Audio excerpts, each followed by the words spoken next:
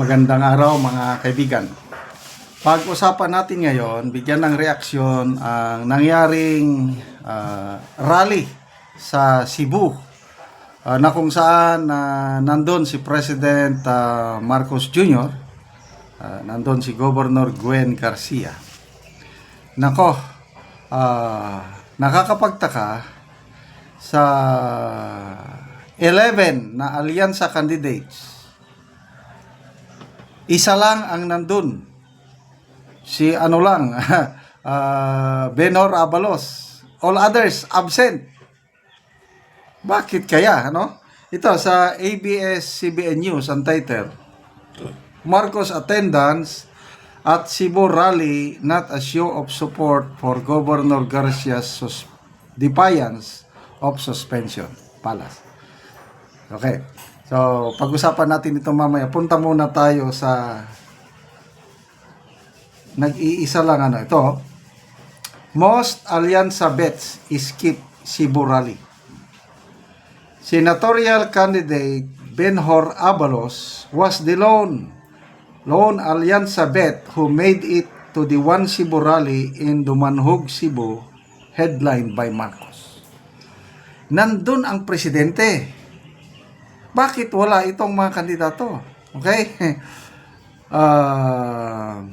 Last run nila, Batangas. Noong Batangas, nandoon ang mga si Ralph Recto, Vilma Santos, present lahat yung 10. Ang absent lang si Camille Villar. Okay? So, nandun lahat.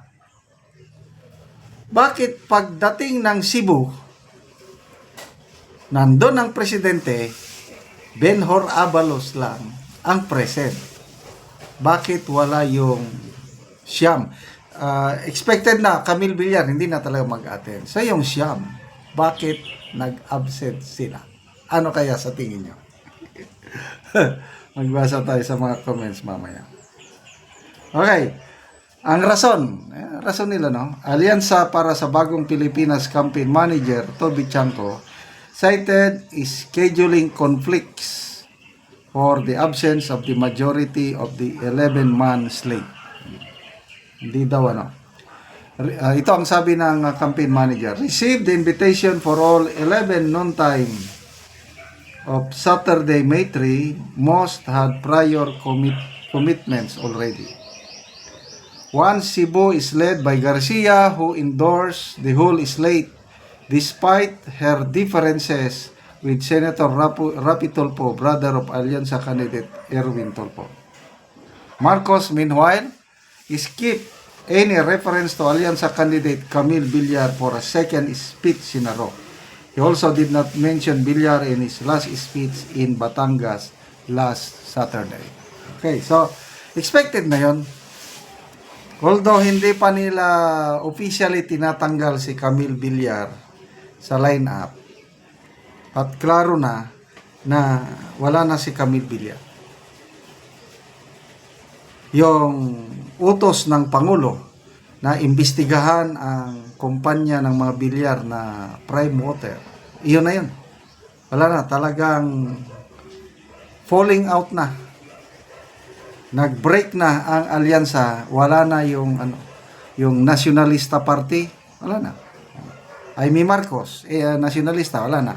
Camille Villar, wala na. Ang naiwan na lang si Pia Cayetano. Tahimik lang si Senator Pia Cayetano. Kailang, sa opinion ko lang ito, maaasahan natin si Senator Pia Cayetano. Hindi yan nadidiktahan. I tell you. Tingnan nyo yung kapatid niya, si Senator Alan Peter Cayetano. Talaga, itong mga ipinapakita niya lately, sa Senate hearing, talagang dinidepensahan niya ang mga Duterte. So, again, balik tayo sa issue. Bakit wala? Totoo kaya yung scheduling? Vote rich ang Cebu. Ang daming mga botong makukuha nila dyan. Bakit Hindi kaya, ito, opinion lang ito Opinion lang.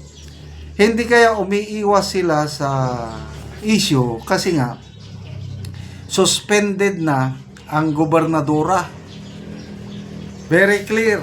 Yung ombudsman, suspended, is a legal order. O tapos, pupunta sila doon, i-endorse sila ng suspended governor na ayaw umalis sa pwesto. Baka umiwas na lang sila. Hindi kaya ganon. Again, opinion ko lang ito. Kayo, ano sa tingin nyo? Bakit hindi na nag-attend yung ano? Then, yung tanong ng mga reporters, yun bang presensya ng Pangulong Marcos Jr. sa Cebu Rally na ito is it a show of support kay Governor Garcia na suspended na siya, kailang ayaw niyang umalis? Anong ibig sabihin nito? Yung nandyan ang Pangulo? Sinusuportahan ba niya ang stand ni Governor Garcia na huwag aalis? Ang sagot ni Auntie Claire, wala daw, hindi daw yun. Basahin natin ng ano. Marurunong din itong mga reporters na nagtatanong. Okay, ito yung sagot ni Attorney Claire. Maliwanag din po ang sinabi ng ating Pangulo, dapat pong paigtingin ang rule of law, patibayan ng due process, wala dapat umabuso sa atumang kapangyarihan maging sino ka man. O, ganun lang ang kanyang ano. So, hindi daw nakikialam ang palasyo doon sa defiance ni Governor Garcia sa suspension order ng ombudsman. Maniwala ba kayo doon? So, kung walang mag-enforce sa suspension order, anong mangyayari sa ombudsman? Di ba maging katawa-tawa? Kasi kung susundin sana, ang ombudsman kailangan niya ng tulong ng DILG. Kailangan niya ng tulong ng PNP. Wala eh. Walang ginagawa. So, ganoon na lang. Dahil, I don't know, anong rason? Bakit nandyan pa rin? It's a legal order. Tapos, doon pa sa speech ng gobernadora, sabi niya, we swore na nanumpa tayo to obey all laws and legal orders by the duly constituted authorities of the Republic of the Philippines. Susundin lahat ang mga batas at mga utos. Legal order. Yung ombudsman suspension order, legal order man yun. Sinusunod ba niya? Hindi. Anyway, mga kaibigan, salamat sa inyong pagsubaybay sa ating channel. Nakakatulong kayo ng malaki sa Tribong Talandig ng Bukidnon dahil ang sweldo natin sa channel na ito is tinutulong natin sa tribo. Namimigay tayo ng mga yero at pako para ma-repair ang sira-sirang bahay ng Tribong Talandig. Panoorin nyo ang video na ito. Mauna po ni ang balay niya pangayo og tabang katungod kay kawayan lang ang iyang atop o dugay na pod ni nga iyang atop og gatuluan.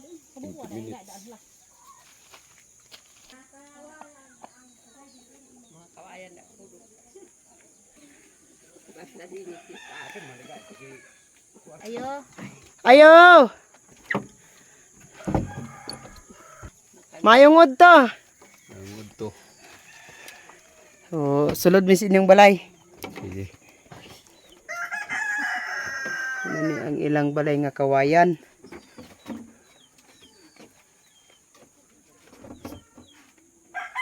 Nga dugay na gid kaayo. Og karon na kuan naman gyud ang inyong balay kanang kawayan ra ug gatuluan na kanang nguha na ka og kahoy kay matagaan na mo og gero, lansang, pako, plinsin. Agyad mi. Oo. Og pila na ni siya katuig nga balay? 5. 5. So pila pud mo gapuyo din ani? 7. 7. So dagandagan mo gyud mo nga gapuyo din ani. Og karon unsay mong maistorya nga matagaan na mo og hero, lansang, pako, plinsin?